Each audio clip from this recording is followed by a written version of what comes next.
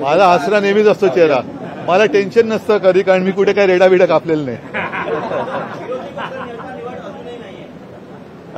एकूणच आज अधिवेशन आता काही काळात संपेल.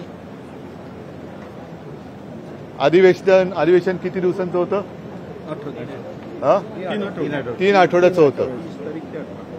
या 3 आठवड्याच्या अधिवेशनात अनेक विषय मांडले गेले. त्या विषयांमध्ये जनतेच्या समस्या ह्या साहजिकच आहे, जास्त प्रमाणात किंवा सगळ्या त्या जनतेच्या संबंधितच प्रश्न होते. आत्ता मुख्यमंत्र्यांचं भाषण आपण सगळ्यांनी दाखवलं असाल आणि ऐकलं असाल.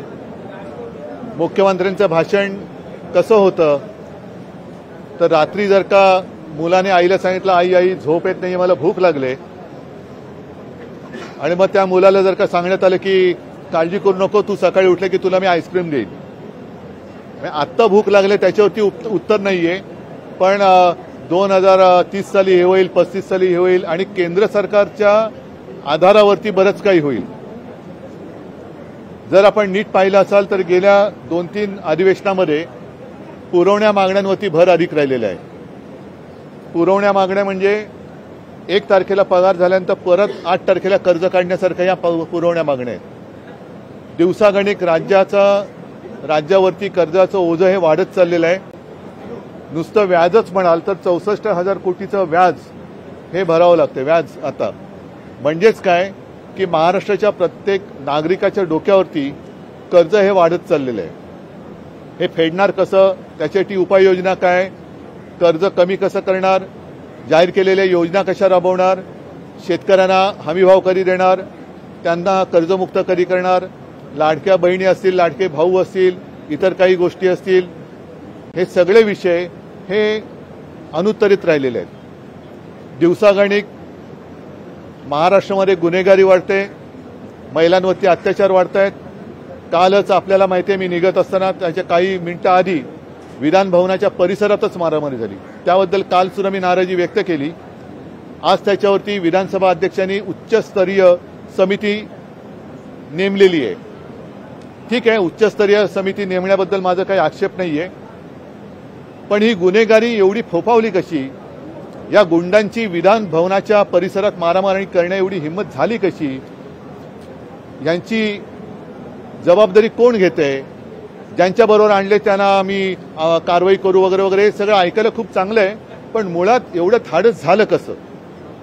आणि मला असं वाटतं की याचं कारण एक आहे की गेल्या काही वर्षांमध्ये सत्तेच्या हव्यासापायी गुन्हेगार, गुंड प्रवृत्तीचे, मग त्याच्यामध्ये काही मोकाचे असतील, काही कुठले आरोप असतील, ज्यांच्यावरती अगदी भारतीय जनता पक्षानेच दाऊदचे साथीदार असल्याचा आरोप केला, इक्बाल मिर्ची बरोबर व्यवहार केल्याचे आरोप केले गेले, दाऊदच्या कोणत्या तरी माणसाबरोबर त्याचे धागेदोरे होते असे आरोप केले गेले, आमच्याकडे काही असणाऱ्या लोकांबरोबर सलीम कुत्त्याचा संबंध जोडला गेला, आणि त्यांच्याकडे म्हणजे ही यंत्रणा जी वापरली जाते ती एक तर तू भाजपात ये, नाही तर तुरुंगात जा. मग साहजिकच आहे, लोक भाजपात जातात, आणि भाजपात गेल्यानंतर वॉशिंग पावडर लावून त्यांना धुतलं जातं, नाव खाऊ घातलं जातं, आणि त्यांना राजाश्रय दिला जातो. त्याचा हा दुष्परिणाम आहे. आणि तो दुष्परिणाम जरी आज त्यांना सत्ता मिळालेली असली तरी आपल्या राज्याचं, महाराष्ट्राचं नाव हे संपूर्ण देशातच नव्हे तर जगामध्ये त्याला यांनी काळीमा फासणार, केवळ आणि केवळ सत्तेच्या लालसेपायी. हिंदी सत्य आणि आता सत्तेची लालसा त्याच्यात काही येत नाहीये. तर सत्तेची लालसा म्हणून हे गुन्हेगारांचं राजकीयकरण चाललेलं आहे, आणि याला मी राजकारण मानायला तयार नाहीये. आपल्याकडे राजकारण हा शब्द आहे, तसा एक समाजकारण हा शब्द आहे. मी याला सत्तेचं माजकारण हा शब्द वापरतो. हे माजलेले आहेत. मग ती चड्डी बनियन गँग असेल, मग ते कॅन्टीनमध्ये बॉक्सिंग करणारे असतील, यांना बॉक्सिंगच्या रिंगमध्ये उतरवा ना. मग ते माईक टायसन वगैरे नावं तुम्ही ऐकली असतील, त्यांच्यासमोर या बहादुरांना उतरवा. गळ्यात नुसते वाघनखे किंवा ते दात घालून फिरतात, त्यांचे दात नाही एका बुक्क्यात पडले त्यांनी बॉक्सरनी, तर मग त्या बोडक्या दातांनी इकडून दादागिरी करून दाखवावी. ते गोरगरिबांना बॉक्सिंग करणारी लोक हे सगळे कसे मातले, कोणी माजवले, यांना काही जाब विचारण्याची हिंमत कोणामध्ये आहे की नाही, याचं काहीच उत्तर नाहीये. शेतकरी आज एक डोळे लावून बसला होता की मला हमीभाव मिळेल. 1 रुपयात पीक विमा योजना जी होती ती बंद झालेली आहे. त्याच्यात आणखीन काही म्हणजे त्याच्यात घोटाळा झाला हे मान्य केलं गेलं, ती रद्द केली गेली. आता नवीन घोटाळ्याची योजना आणली.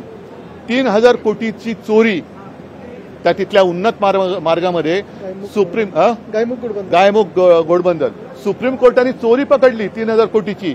चोरी पकडल्यानंतर कोणाच्या खात्यात ते झालं त्याच्यामुळे चोर कोण हे स्पष्ट आहे. तरी तो चोर शिरजोरगी करून सगळीकडे फिरतोय, टर्रेबाजी करतोय. म्हणजे हे याला काय कायदा सुव्यवस्था तर सोडून द्या, राज्यकारभारच होत नाहीये. म्हणजे मला तर एकदा असं वाटतं की जर का विधिमंडळात किंवा विधान भवनाच्या परिसरात गुंडागर्दी होत असेल तर मग या राज्यात राष्ट्रपती राजवट लावावी का? एवढी गंभीर परिस्थिती आज निर्माण झालेली आहे. ते असे अनेक विषय होते, त्याला कोणतेही समाधानकारक उत्तर मुख्यमंत्र्यांच्या भाषणामध्ये मिळालेलं नाही. म्हणून मी त्या भाषणाचं वर्णन स्वप्नरंजन गुटिका असं करतोय की रात्री मुलांनी जर का त्यांना सांगितलं की मला झोप येत नाही, भूक लागले, तर त्याला मुख्यमंत्र्यांनी सांगितलं की काळजी करू नको, सकाळी उठल्याबरोबर तुला मी आईस्क्रीम देतो. अरे पण आता झोप नाही, त्याचं काय?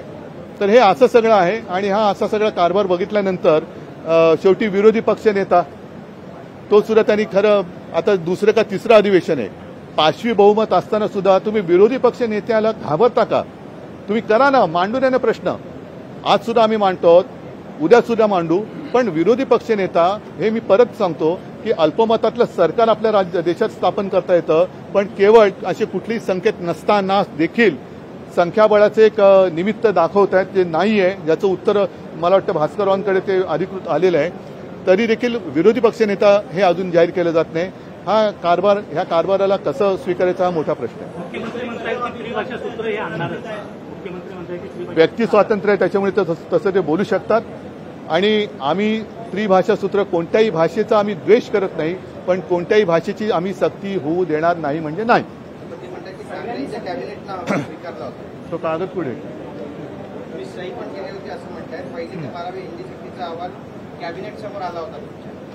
म्हणून माझं मत प्रामाणिक असं आहे की हिंदी सक्ती करण्याच्या आधी मुख्यमंत्र्यांनी मराठी नीट शिकावं, मराठी वाचायला नीट शिकावं. मी मराठी नीट वाचून दाखवतो. 27 जानेवारी 2022 त्याचा हा मी मुद्दाम तो कागदच घेऊन आलेलो आहे. राष्ट्रीय शैक्षणिक धोरण 2020 धोरण अंमलबजावणीसाठी मुख्यमंत्र्यांच्या अध्यक्षतेखाली कार्यगट.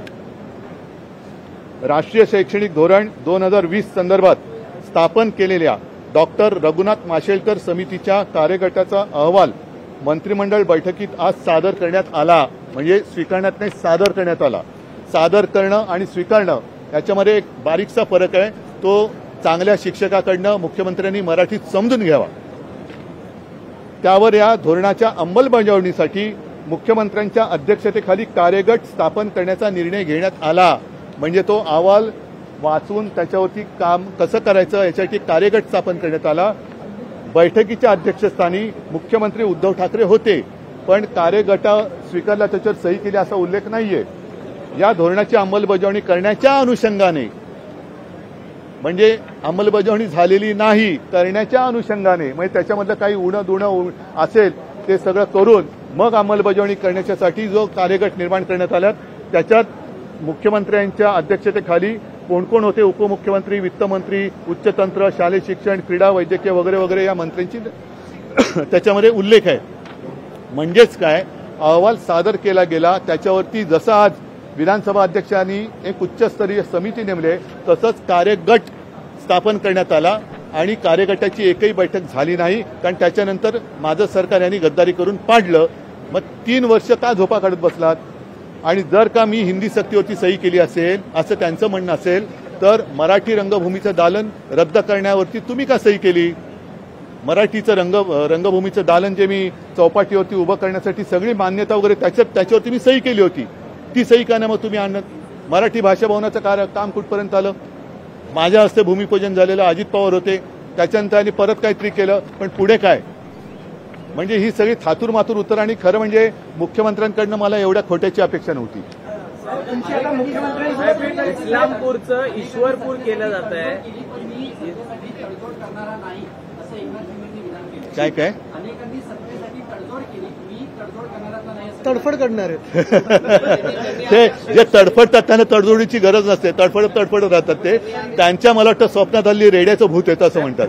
शहरांची नावं बदलली जात आहे. इस्लामपूरचं ईश्वरपूरसाठी प्रयत्न चालू आहे, त्याकडे कसं पाहता? सांगली के इस्लामपुर का नाम आज बदल दिया गया, ईश्वरपुर रखा गया है। बाला साहब ने 1986 में सबसे पहले इसकी मांग की थी। हाँ तो अच्छा है ना, लेकिन साथ ही साथ आपका कारोबार भी बदलो ना, कारोबार भी बदलो। सिर्फ नाम बदल कर क्या होगा? नाम बदला अच्छा किया आपने, लेकिन कारोबार भी बदलो। गुंडागर्दी करने वाले आपके अगल बगल घूम रहे हैं, उसमें भी बदलाव करो, कुछ अच्छे लोग ले लो। मतलब मैं नहीं, बाहर के जो है हो आता नाही काल आज आरोप केलेले आहेत राज्य काय विरोधी पक्षनेते विरोधी पक्षनेते अरे त्यांचा प्रश्न होते. सत्तेमध्ये येण्याची ऑफर त्यांनी दिली होती. बघा, मी आता तुमच्याकडे येण्याच्या आधी प्रिंट मीडियाशी बोललो आणि चड्डी बनियन गँगचा उल्लेख केला. आता चड्डी बनियन म्हटल्यानंतर एक जाहिरात आहे, ही अंदर की बात आहे.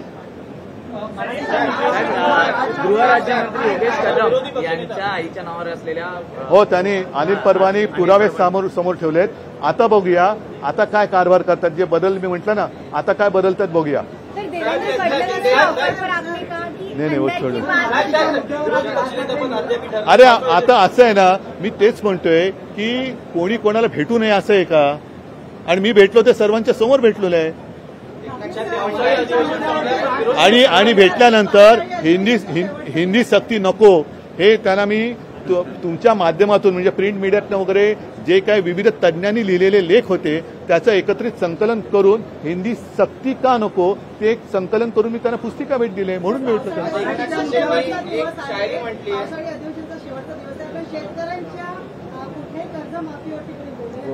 कोणीच बोललेलं नाही ना, त्यांना हमीभावाबद्दल बोललेलं आहे.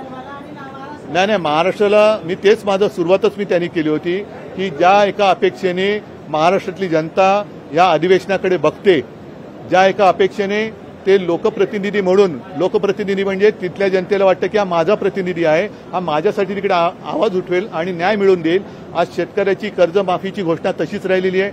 लाडक्या बहिणींना सुद्धा काय मिळते असं वाटत नाही. 1 रुपयात पीक विमा मिळत होता, तोही बंद झालेला आहे. हमीभाव मिळत नाहीये. उलट मध्ये मी पेपरमध्ये पाहिलं होतं की शेतकरी एवढा कर्जामध्ये डुबलाय की त्याला शेत नांगराला बैल सुद्धा हे गहाण टाकावे लागत आहेत आणि त्याला ते नांगराचं जोखड स्वतःच्या खांद्यावर घेऊन नांगरावं लागतंय आणि त्याने नांगरलेलं ते धान्य आपण बेशरमपणाने खातोय आणि तो मात्र तडफडतोय. हे सगळ्यांसाठी लज्जास्पद आहे. मी बोललो ना आता त्याच्यावरती. नाही, वेळ येईल म्हणजे नाही, वेळ केव्हा येईल? जेव्हा निवडणुका लागतील तेव्हा. जसं त्यांनी 2000 किती नाही 19च्या वेळेला केलं होतं ना का काय, त्याच्या आधी कर्जमाफी जाहीर केली, सगळे शेतकरी फसले. मी तसं नव्हतं केलं. मी माझ्या मुख्यमंत्री काळाच्या पहिल्या नागपूरच्या, आणि माझं एकच अधिवेशन झालेलं नागपूरला मुख्यमंत्री म्हणून, त्या पहिल्या अधिवेशनात कोणीही न मागता 2 लाखापर्यंतचं पीक कर्ज हे मी स्वतःहून मुक्त केलं होतं. त्याला मी माफ म्हणत नाही, कारण माफी ही गुन्हेगाराला द्यायची असते. मुक्ती मी मुक्त करणारा एवढा कोणी मोठा नव्हतो, पण आपल्या अन्नदात्याला 2 लाखाच्या त्या ओझ्याखालनं मुक्त मी केलं होतं आणि तालबद्ध तो कार्यक्रम होता. त्याच्याप्रमाणे मी करून दाखवलं होतं. यांची वेळ ही निवडणुकीच्या तोंडात जसं लाडकी बहीण योजना यांनी आणली आणि नंतर बहिणींची फसवणूक झाली, तसंच हे शेतकऱ्यांची फसवणूक करणार. ठीक आहे, मला वाटतं सगळ्यांना झालं एवढं तेवढं खूप झालं. नाही ठीक आहे, चला धन्यवाद सगळ्यांना. जय महाराष्ट्र, जय हिंद, जय महाराष्ट्र. पुन्हा भेटू नागपूरला.